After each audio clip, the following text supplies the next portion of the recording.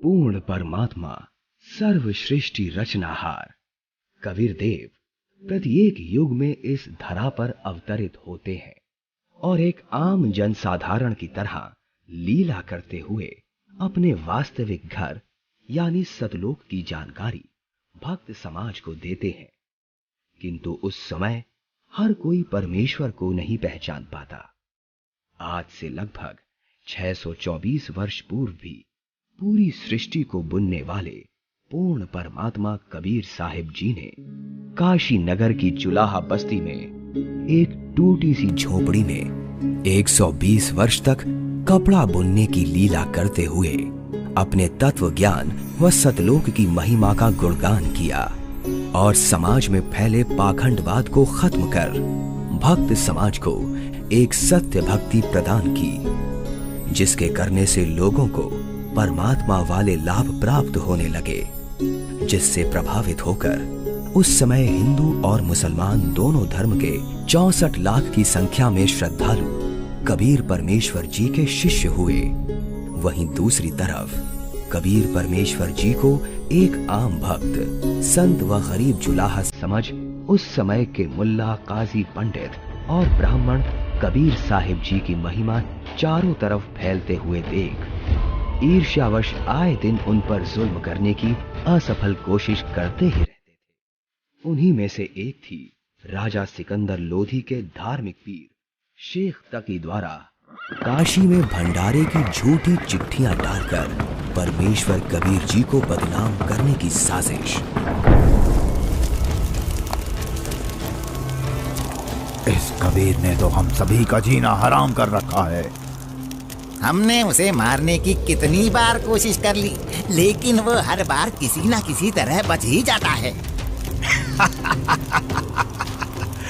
अब नहीं बच पाएगा।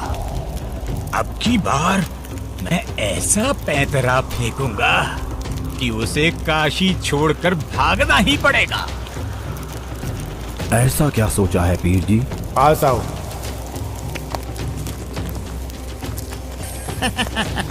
आपने भी क्या तरकीब सोची है? अब तो उस दुष्ट के लिए भारी मुसीबत आने वाली है। अगले ही दिन से एक पत्र भारतवर्ष के कोने कोने में सभी मठों, आश्रमों, मंदिरों में पहुंचने लगा।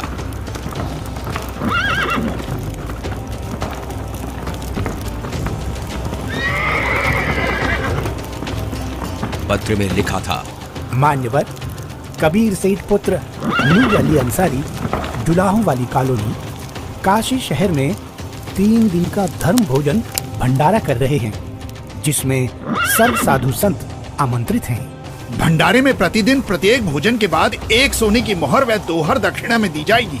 भोजन में लड्डू, जलेबी, हलवा, खीर, दही बड़े, मालपुए, रसगुल्ले आदि आदि सब मिष्ठान खाने को मिलेंगे और साथ में सूखा सीधा भी दिया जाएगा। सभी शिष्यों को बता दो, भंडारे में सभी को चलना है।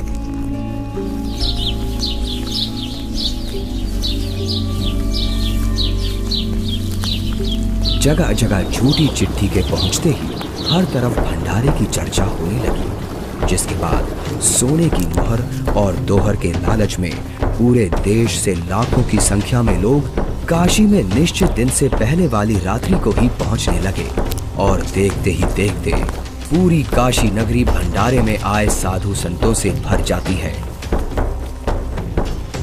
अरे भक्तों, आज इतनी भीड़ कैसे लगी है? तुम किस नींद में सोए हुए हो?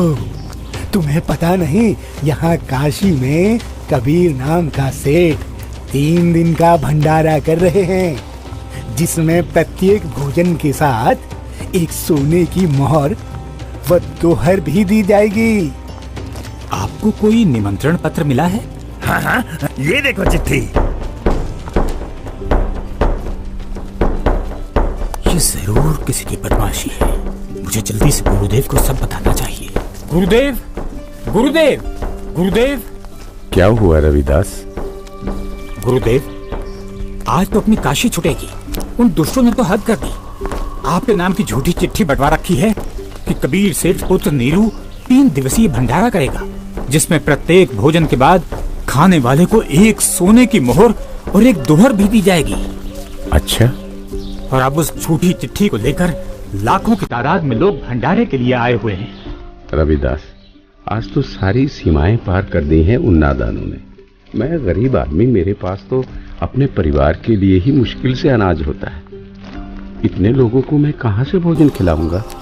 आप अंदर से दरवाजा बंद कर लो और कोई भी आए तो खोलना मत। जब कोई नहीं मिलेगा तो थक हार कर अपने आप वापस चले जाएंगे। गुरुदेव, ये नकली धर्म के ठेकेदार रोज आपके खिलाफ कुछ ना कुछ षड्यंत्र रचते ही रहते हैं। कोई बात नहीं रविदास, जैसे तैसे आज का दिन और निकाल लेते हैं।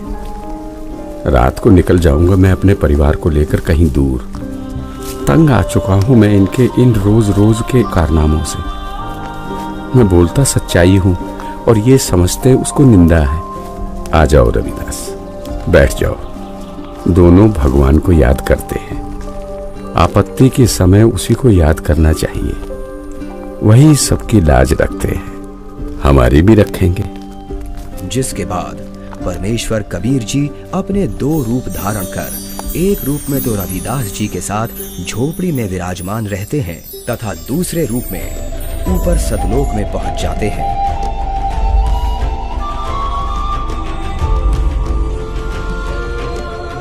जहां असंख्यों बैल उनका इंतजार कर रहे होते हैं, जिनके ऊपर टंगे झोलों में भंडारे के लिए टेंट का सामान और पका पकाया भोजन, लड्डू, जलेबी, कचौड़ी, पकौड़ी सब लदा हुआ है। हे सृजनहार परमात्मा, जहाँ आप गए हो वो तो खाकी खंजूर स्थान है। वहाँ सारी उम्र लगे रहते हैं, फिर भी खाने को भोजन तक अच्छे से नसीब नहीं होता। आपके आदेश से हमने सब कुछ तैयार कर रखा है। परमेश्वर कबीर साहिब जी वहां खड़े अनंत कोटि बैलों में से केवल 9 लाख बैलों को और सेवादार रूप में वहीं की कुछ हंस आत्माओं को लेकर एक पल में सतलोक से चलकर काशी में प्रकट हो जाते हैं। आया है बंजारा केशो आया है, काशी आया माल अपारा केशो आया है। आया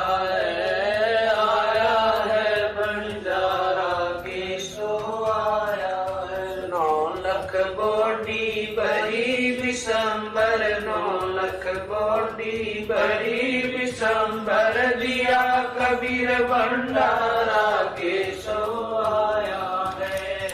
आया है बंजारा केशो आया है। धरती ऊपर तंबू ताने, धरती ऊपर तंबू ताने, चौपड़ के बंजारा केशो आया है। आया है बंजारा केशो आया है। कौन देश से बालद आई, कौन देश से बालद आई, ना कहीं बंजाने वाला केशो आया है। आया है बंजारा केशो आया है। अपरम पार पार गत तेरी, अपरम पार पार गत तेरी, कित उतरी जलधारा केशो आया है। आया है बंजारा केशो आया है। साहूकार नहीं कोई जाके, साहूकार नहीं कोई जाके, काशी नगर मजारा केशो आया है। आया है बंजारा केशो आया है। दास गरीब कलप से उतरे, दास गरीब कलप से उतरे, जिया पे अलख कर तारा केशो आया है। आया है बंजारा केशो आया है। दास गरीब कलप से उतरे, दास गरीब कलप तलप से जी आप अलग करता राकेशो आया है, आया है, आया है बंजारा केशो आया है।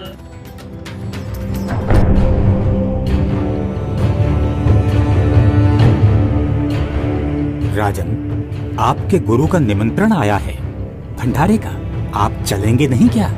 गुरुदेव भंडारा करें और मैं न जाऊं, मैं अवश्य चलूंगा। काशी चलने की तैयारी की जाए। देखते ही देखते काशी शहर के चौपड़ के बाजार में परमेश्वर की दया से भंडारा शुरू हो जाता है। ऐसा स्वादिष्ट भोजन, वाह, जो खाता वो गुण गाते नहीं थक रहा था। सब्जी, पूड़ी, लड्डू, जलेबी, कचौड़ी, पकौड़ी, दही भल्ले, खीर, हलवा आदि जो कोई कुछ भी पकवान मांगता वो उसे खाने को मिल रहा था। और चिट्ठी में लिखे अनुसार प्रत्येक भोजन के बाद सभी को एक दोहर और एक सोने की अशरफी भी दी जा रही थी।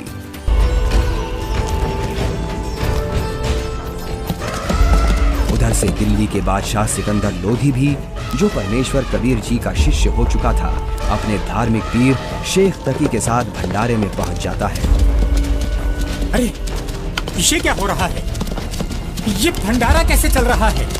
भंडारे में परमेश्वर कबीर साहिब जी की जय जयकार सुनकर जहां शेख तकी ने सोचा तो था कि कबीर अपनी झोपड़ी छोड़कर भाग गया होगा और लोग उसको गाली दे रहे होंगे, किंतु उसके विपरीत भंडारा चलते देख शेख तकी के तो तन बदन में आग लग गई।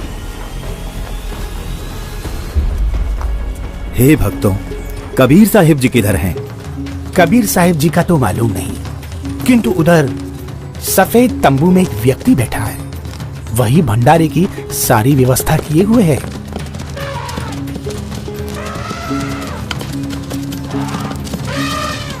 ये भंडारा कैसे चल रहा है?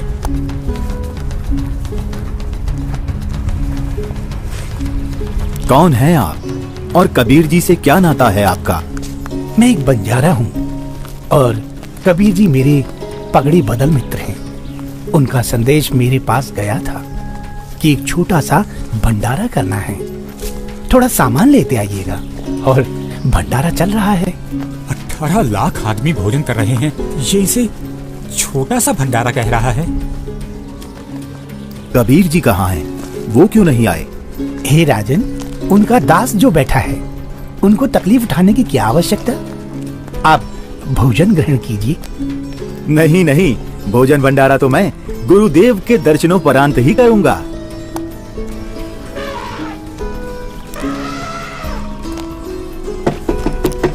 हे गुरुदेव, लगता है उन्होंने हमें यहाँ भी खोज लिया। भीड़ शायद घर पूछते पूछते यहाँ तक पहुँच गई है। कोई बात नहीं, आप दरवाजा मत खोलना, कुछ देर बाद अपने आप चले जाएंगे। दरवाजा खोलिए परवरदिगार, दिल्ली से आपका दास सिकंदर आया है। राजन, हम दरवाजा नहीं खोलेंगे। इन लोगों ने तो आज सभी हदें पार कर दी हैं।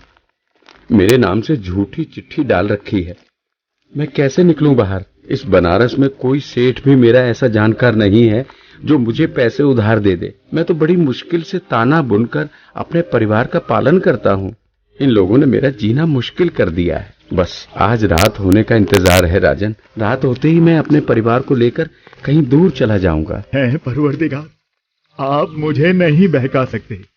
आप ही अल्लाह अकबर हो। आपने देखो वहां क्या रंग लगा रखे हैं। एक बार दरवाजा खोल दो दाता, दास आपके दर्शन करना चाहता है। खोल दो दरवाजा। राजा सिकंदर लोधी के आग्रह करने पर परमेश्वर कबीर जी जैसे ही भंडारे में चलने के लिए खड़े होते हैं, तभी उनके सर पर अपने आप ही हीरे पन्ने से जड़ा हुआ एक बहुत ही सुंदर मुकुट आ जाता है और कुटिया से बाहर निकलते ही उस परम पिता पर आसमान से फूलों की वर्षा होने लगती है। रविदास जी, आज ये सेवा मुझ दास को दे दीजिए। आप तो रोजाना करते हो।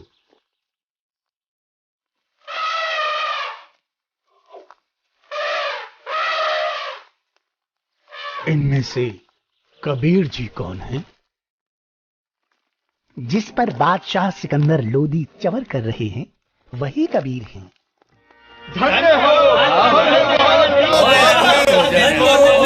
भोजन है।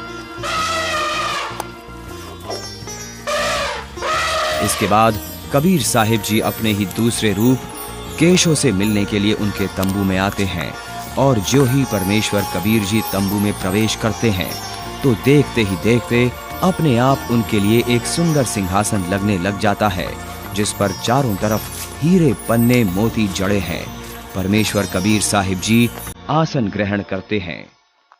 उधर परमेश्वर को देखने के लिए भंडारे में आई लाखों की भीड़ टेंट के चारों तरफ इकट्ठा हो जाती है, जिसके बाद केशव रूप परमात्मा कबीर जी से कहते हैं, हे परमेश्वर, आप अपने अद्भुत लोक को छोड़कर इस झूठ कपट वाले लोक में क्यों आ गए? आप इनका भला सोचते हो, इनको अमृत भोजन खिला रहे हो और ये आप ही के विरुद्ध इकट्ठा हुए रहते हैं। केशव, सब लोक मैंने ही रचे हैं, सबका धारण पोषण मैं ही करता हूं। तू मेरे दुख को नहीं जानता, ये सब मेरे बच्चे ही हैं। अपनी अज्ञानता से ये काल के जाल में फंसकर भयंकर कष्ट उठा रहे हैं और उसी काल के प्रभाव से ये आज मुझे अपना दुश्मन मान रहे हैं। मैं इनको सत भक्ति देकर वापस लेने के लिए आया हूं। परमेश्वर जी, आप हंस लोक को छोड़ इस जीव लोक में आए, जिनका हाड़, चाम और रक्त का बना शरीर है, जिसमें विष्ठा भरी पड़ी है। आप इनसे कैसे भक्ति कराओगे? केशव, भैंस या गाय आदि को बच्चा होने से पहले उसमें सिर्फ हाड़ चाम होता है, दूध नहीं होता। और जब बच्चा हो जाता है तो उसी हाड़ चाम के शरीर से दूध की बाल्टी भी भर जाती है। ठीक इसी प्रकार मैं इनमें भक्ति प्रवेश करूंगा और उस भक्ति से इस हाड़ चाम के शरीर में ही इनको सतलोक प्राप्ति होगी। हे परमेश्वर, ऐसे लोक में जहां जमीन पर पांव रखते ही दंड लगता है, ऐसे गंदे लोक में आपकी रहनी पर मैं बलिहारी हूं। वहीं शेख तकी की चाल उसी पर उल्टी पड़ गई। उसने लोगों को इकट्ठा तो इसलिए किया था कि कबीर किसी को भोजन करा नहीं पाएगा और लोग उसको गालियां देंगे, लेकिन कबीर जी ने उन इकट्ठा हुए लाखों भक्तों को 3 दिन तक मोहन भोजन भी खिलाया और सोने की मोहर व दोहर देकर सत्संग से उनका अज्ञान अंधेरा भी हटाया। फिर भी ये सब शेख तकी से देखा नहीं गया। उसके अंदर जलती ईर्ष्या की आग इतने महान समागम में भी कमी ही ढूंढ रही थी और इसी आग में शेख तकी मुंह बनाकर सिकंदर लोधी से कहने लगा, चलो राजन, इसने क्या भंडारा किया है? महोत्सव सा किया है। ऐसे ऐसे तो हम 100 भंडारे कर देंगे। शेख तकी ने जब इतना कहा ही था कि बोलते बोलते उसका मुंह टेढ़ा का टेढ़ा ही रह गया और वो गूंगा बहरा भी हो गया। उसने कुल 52 बार कबीर साहिब जी पर जुल्म किए, परंतु ये उसके जीवन की आखिरी बकवाद थी जो उसने कबीर परमेश्वर जी के साथ की। 3 दिन तक समागम चला। तीसरे दिन सेवकों ने बचा हुआ सामान व टेंट आदि बैलों पर लाद दिया और चल पड़े।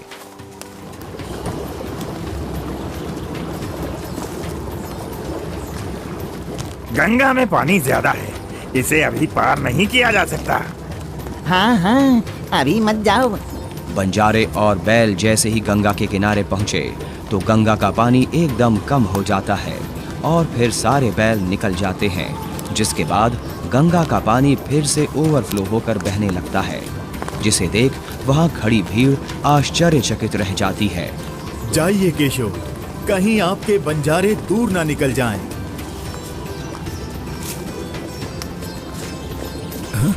ये क्या? कहां गए बैल, कहां गए बंजारे? राजन, जहां से आए थे वहीं चले गए। इससे पहले कि सिकंदर इस बात को समझ पाता, उसी समय केशव भी कबीर जी के अंदर समा गए। सिकंदर दंग रह गया, रोते हुए कबीर परमेश्वर जी के चरणों में दंडवत की।